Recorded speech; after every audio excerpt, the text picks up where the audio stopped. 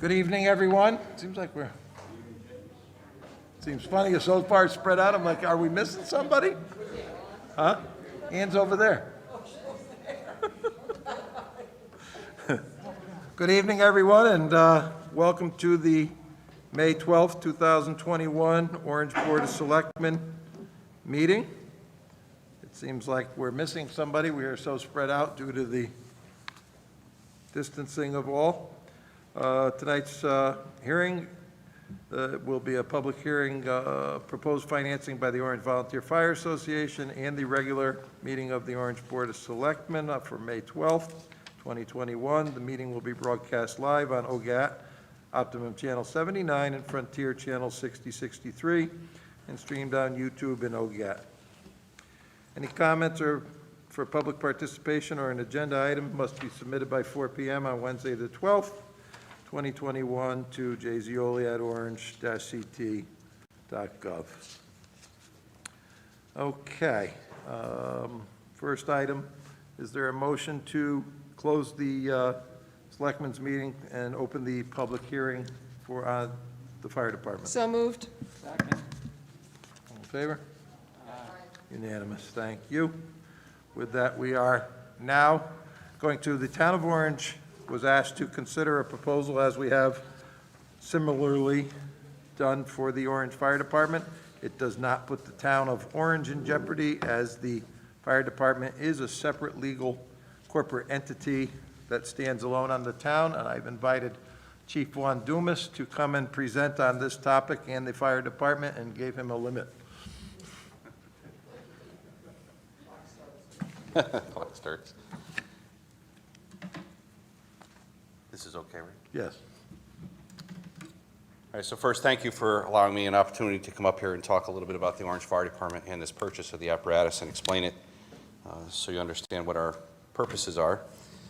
Before I begin, I'd like to just make a quick comment and offer our condolences on behalf of the Orange Fire Department to the New Haven Fire Department and the family of Rico Torres, who passed this morning in a structure fire, and a speedy recovery to Samad Rankins, who is in critical condition at Bridgeport Hospital from the same incident. This incident and these people are a little bit closer to Orange than most of you may know. Samad Rankins started his tenure in the fire service here in the Orange Volunteer Fire Department. He spent 2 years with us prior to going to New Haven. He participated in Firefighter 1 with our program, and we wish him a speedy recovery. And we also offer our condolences off to the Kenny Like family, who is the CERT leader, another impact of the Orange Fire Department as well, who passed today. Since my tenure in 2018, I've enjoyed a relationship with the First Selectman and the Board of Selectmen, and offering an annual review of the fire department. Myself and Deputy Chief Sherwood usually meet with the First Selectman and go over our annual occurrences for the year prior and projections for the next year, and he's offered me the opportunity to do that here tonight. 2020 was the 95th year of service of the Orange Fire Department to the Town of Orange. 2020 was a very challenging year, as we all know. The leadership team worked very closely together to overcome all the obstacles we endured throughout the year. As you remember, it started off very tragically with the loss of Fire Marshal Tim Smith. The nation was halted by a coronavirus pandemic. We lost 2 of our dedicated members to the coronavirus as well. 6 of our members had tested positive, and several family members of other members had tested positive, and thankfully were able to overcome the illness. Our meetings, our training, our fundraising all had to be adjusted, just as yours were. A little bit more difficult when it comes to training for the fire service, because training is how we survive, and getting our safety with fire protection and fire suppression. So that going online and having limited contact became challenging for us. Our call response obligations were fulfilled. We had a record number of call responses for 2020. We had 674 fire responses in that year, as compared to 2019, where there was 652. And already the first quarter of this year, we are up 30% over last year. Some of the calls incident types in comparison between 2019 and 2020. In 19, we had 65 actual fire events. In 20, we had 84 actual fire events. Car crashes attributed to a lot of the increase. However, we are happy to report that false alarm calls, false responses were down. There was 296 of those in 2019 and only 256 in 2020. Not all was lost in 2020. We were successful in participating with the help of Jim Leahy and others from the town in the 50K Fire Truck Challenge. That was much more than fundraising for us. That generated so much public awareness about our organization and what we do and our involvement here in the town. It ended up being a real positive experience for not only the department, but for the community as well. We know that birthdays and anniversaries and events of those natures all were halted because of the coronavirus. We participated in 63 drive-by events, whether it be anniversaries, birthdays, graduation ceremonies for people from college or high school. We were able to, because of being first responders, we were able to receive the vaccination early, and to date, 80% of our members have been vaccinated for the coronavirus. We talk about call response. About a week and a half ago, we had a structure fire on Mapleview Road at 6:50 a.m. We had 32 volunteer firefighters and 4 apparatus on the scene within 6 minutes of the dispatch. We were able to overcome an obstacle. Firefighting is very challenging. Our team went to the front door. There was fire visible at the front door, forced entry through the front door, began to make entry into the home, and found, thankfully, discovered the floor was softened and weakened, and it was unsafe for them to enter there. We had to regroup and enter through a rear door. This is all attributed to our safety, our training, and the ability of our firefighters to recognize immediate hazard and protect themselves as well. Our goals for 2021, when I became chief of the department in 2018, described myself as a progressive traditionalist. That being, I'm progressive and I push for improvements in technology and training, facilities, equipment, but I don't forget where we came from. Traditional is important, knowing where we were, and if it wasn't for the predecessor chiefs before me, we wouldn't be where we are today. So we cannot forget where we came from.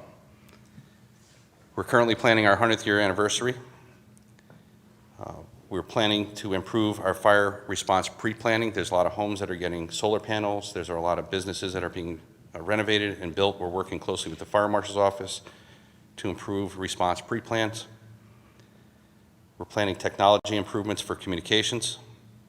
And yes, I'm here tonight to talk about the replacement of engine 33, which is a 1996 pumper, 25 years old. The replacement of this pumper is part of our capital planning strategy. NFPA life expectancy of a first due apparatus is between 10 and 15 years. We enjoy the fact that we're able to get much more life out of our equipment. In 2018, we were here and we talked about replacing engine 32. That was a 1972 Mack. We take care of our equipment. We take pride in taking care of our equipment. So the replacement of this apparatus, a pumper truck goes out much more frequently than a ladder truck does. And when trying to meet with NFPA standards, it'll have a positive impact on the ISO rating for insurance. And if you're not familiar with ISO, it's the Insurance Service Office who does ratings for fire departments and their surrounding communities, and the ratings calculate how well equipped the fire departments are to provide service to the community, and the score has an impact on homeowners' insurance. This new pumper will have a higher capacity of water. The current pumper we're replacing is 750 gallons. This pumper will have 1,000 gallons. This will have a positive impact on ISO, which is very important. The leasing program we're using this time is the same as we did in 2018. It's Community Leasing Partners. This group provides municipalities and fire departments with the best rates for tax-exempt lease programs. Because we have a history and because we have the auditing process we have for our finances, we rate for the best interest rate that there could be. Very similar to like a AAA bonding for a municipality. This program also allows us for a schedule of payments, which is comfortable to the purchaser. We elect to make our payments when we can comfortably make them, and we choose to make 2 payments per year rather than be required to make monthly payments. We choose when we can do that, and we surround those payments with the receiving of fundraising goals such as the carnival and boot drives. The purchase cost of this apparatus is $478,799. We are putting a down payment of $58,779, and we're financing $420,000 with a schedule of 2 payments per year for 4 years, which will start this September 15th. The truck is not due to be delivered until 360 days upon ordering, which means it will not be here until roughly April or May next year, but we'll start paying it down before we receive it. As the first selectman indicated, the town is not financially responsible in any form or fashion for this apparatus. If we fail to make a payment or we become deficient, the leasing company holds the title for the apparatus and they seize the title back as collateral. So there is no financial obligation to support the purchase of this truck by the municipality. In closing, I'm happy to report that we have decided to run the annual carnival, which will be August 5, 6, 7, and 8. We realize that a lot of the restrictions are being lifted. I have been in communication with Dr. Amir to talk about what we're going to do with the food sales, and we're working closely with them to make sure we meet all the guidelines that he's going to require us to meet. I'm also happy to report that because of the success of the 50K Fire Truck Challenge, we want to give back to the community, and we are going to give away $1,000 in a free raffle. So people can come up and just put their name in. They don't have to buy a raffle ticket, put their name in a bucket, and we're going to give $1,000 away. And we're calling that the Thank You 1,000. And that's for all the support that the communities have given us. I'd like to thank the elected officials and members of the community for all their support and continued support to the Orange Volunteer Fire Department. And most importantly, the members and their family for their dedication to the department and the town of Orange. Currently, our roster is very strong with 70-plus members. Thank you. Are there any questions from the Board of Selectmen? Are there any questions from the public? If so, that's fine, but you have to come up here. No questions? Okay. Thank you, sir. Thank you, Chief. There is a document also in there that was included, I think all of you got. That is the document that we have, the town signs, that in bold print does say this approval does not in any way constitute financial involvement or obligation of the municipality, just so that we're all clear on that. Okay, if no questions, going once, twice, done. Is there a motion to close that and reconvene the regular meeting, please? So moved. Second. All in favor? Aye. Unanimous, thank you.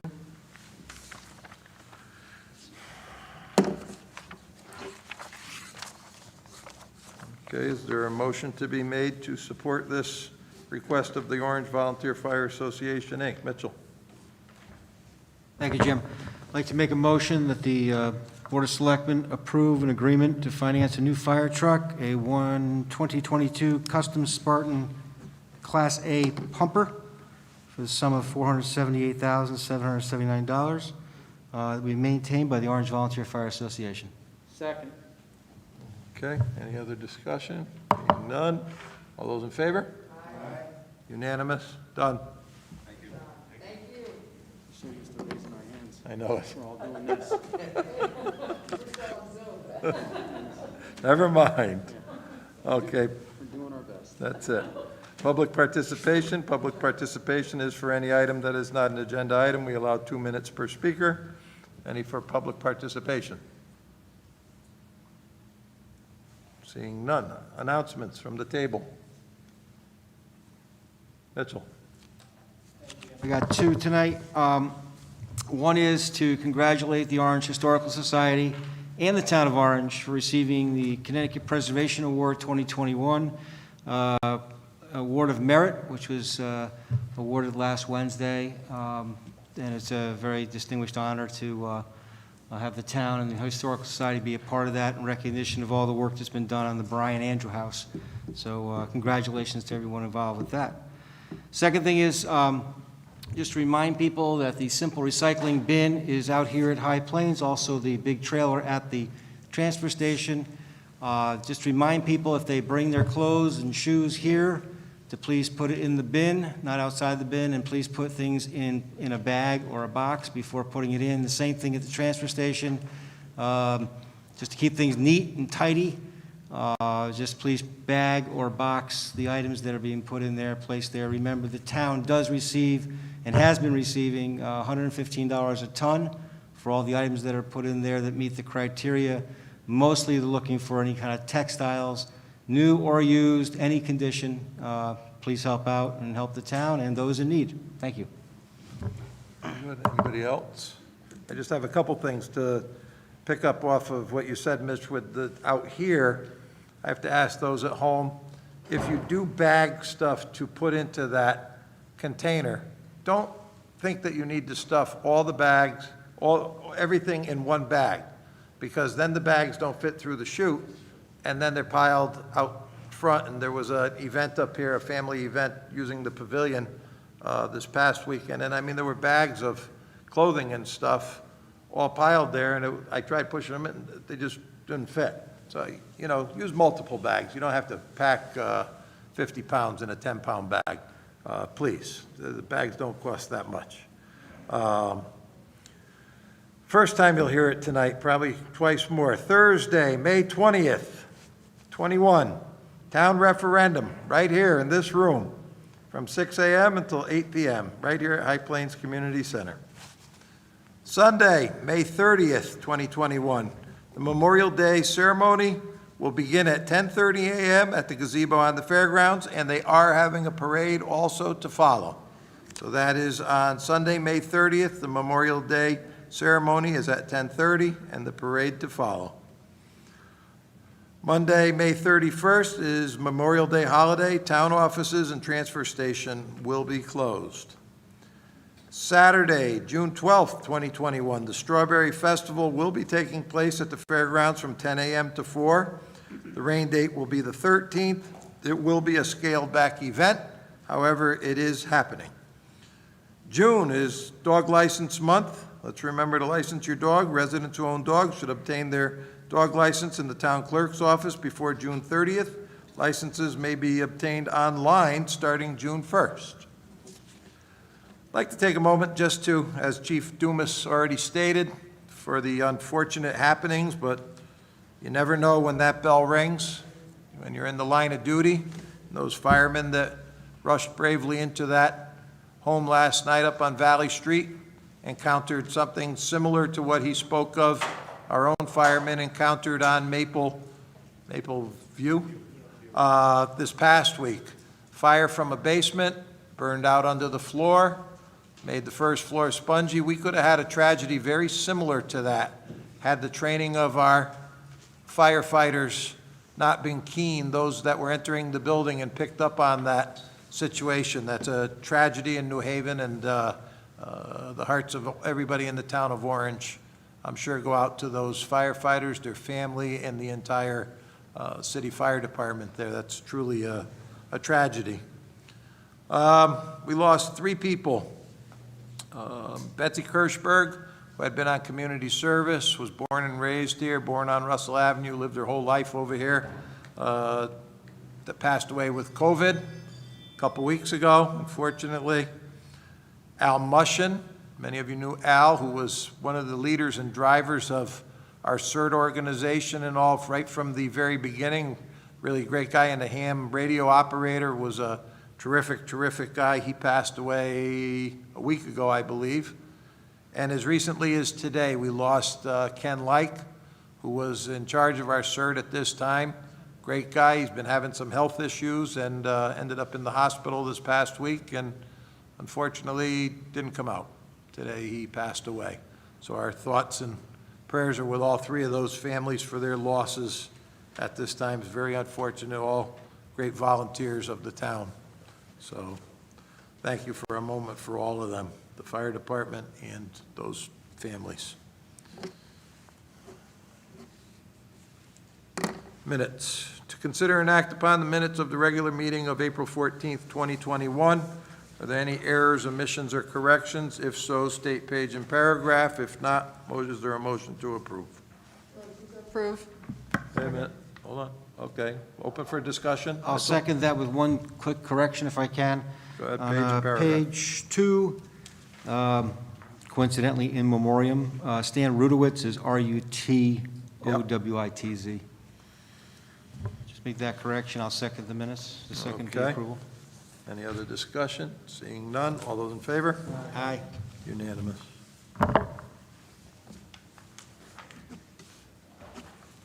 New business. To consider and act on the request to conduct a public hearing during the June 9th Board of Selectmen's meeting regarding the Neighborhood Assistance Act application submitted by Southern Connecticut Hebrew Academy. All this is requiring is a motion to move that to public hearing for our next meeting in June. All in favor? Unanimous. Item number 2 is to consider and act on the request to hang a banner to promote the Orange Congregational Church Strawberry Festival. Bob Sigler, I don't see Bob, so all in favor of that? Second. Unanimous. Item number 3 is to consider and act on the request to approve the tax refunds for the month of May in the amount of $12,951.03 as submitted by the tax collector. Any other discussion? All in favor? Unanimous. Item number 4. Mr. Foyer always likes to surprise me with one thing or another. And they started over in the Broadview section, milling and starting to repair roads over there, and there's always an accumulation of sub-road surface that has to be removed to compensate for the new material that will be put down. So we're planning on, in the next phase at Wolf Park, which you people approved a couple things already, to put the driveway in from the existing parking lot as far as the end of the cleared area now to the tree line. And they started a little bit early. They had this material available, so we decided to make a request to appropriate an additional $6,000 in LoCIP funds to open up that roadbed area and move the road-based material, driveway-based material into that cut. There is funding in that account to cover this, and I request approval for that $6,000 LoCIP. Second. Go ahead. Not to oppose this at all, but just want to know, where are we at with the plan for Fred Wolf Park at this point? We've seen plans in the past that The plan, Park and Rec had put through, Yeah. but just want to make sure, I mean, we've passed a number of things in the last several months, and just want to know what plan we're following at this the point. plan that was compiled by Park and Recs when they hired those engineers, unfortunately, failed to recognize a few problems over there. Where they had planned the roadway to exit out to Pine Tree Drive was not an accessible route. They identified it as such, but the Army Corps of Engineers and Wetlands did not. So that was why you then changed gears, and you'll be coming out on Oak View next to Chris Kelly's abode over there. And then we've worked with the town engineer and with Dan Lynch, Park and Rec, to rearrange things to make it so it will fit. And then the playground came in, which got moved from way over on this side where the road was going to be, over to by that other parking lot. And also, there's still a lot of similar things going. We have a meeting coming with the sport, I call it sport court, tennis pickleball court people not for a bid at this time, just to see where we can fit this appropriately. That was all on the plan. It's going out in approximately the same area, but we've moved it around a little, and that's working with Park and Rec and with, Dan Lynch and Bob Brenton on these parts as we go. Just want to make sure the Park and Recreation Commission is involved in this, or just, They get informed as it develops, Okay. yeah. just want to make sure we don't develop Fred Wolf Park the same way we did Old Tavern, which has ended up being a nice, real nice place, but it was like hodgepodge here, there. No, I mean, we fit things in to the point where sometimes we're crossing the road where if we thought about it ahead of time, we wouldn't be crossing the road. So I And wanna you make do sure have that problem of going to lacrosse. Yeah. And that's at this time, and we've changed it a little bit so that that will be a little better with what's transpiring now that was approved with the development there. But it will,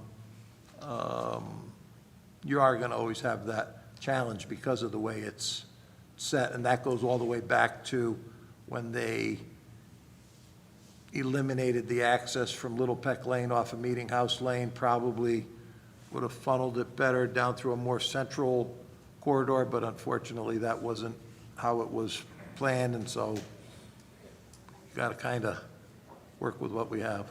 So there are a few hurdles in it, but we take those into consideration, and we're looking at some different fencing and things as it goes along. So that's what we're doing now. This is working on that roadway that will eventually exit out to Oakview, since Pine Tree Drive wasn't viable. Okay? So with that said, motion's made and seconded. All those in favor? Aye. Opposed? Abstained? Unanimous. Thank you.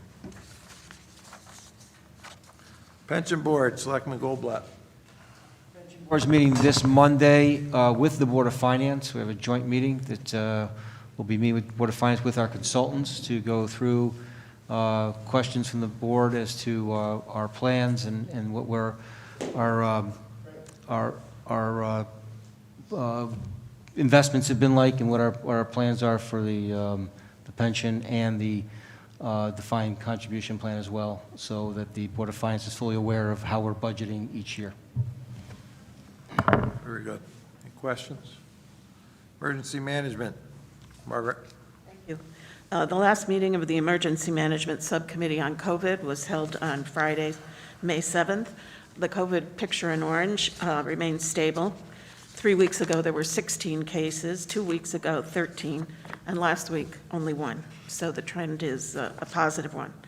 However, restrictions and sector rules that were established by the state will be eliminated on May 19th, which means all business restrictions will end.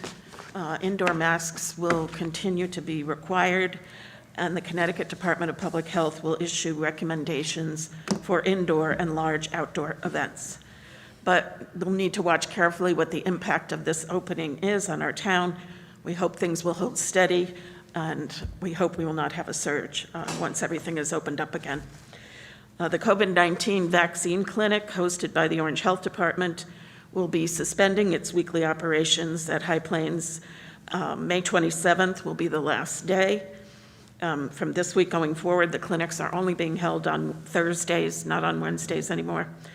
And the clinic will continue to provide the vaccines to those who have already received appointment confirmation emails. But the town registration site will no longer be available for new appointments. But there are plenty of places in town and in the neighboring towns that one can get the vaccine if you haven't used our town clinic. Future plans for the clinics will be communicated through the town website and other communications channels as needed, and we'll be ready to reopen should booster shots be recommended in the fall. Thank you.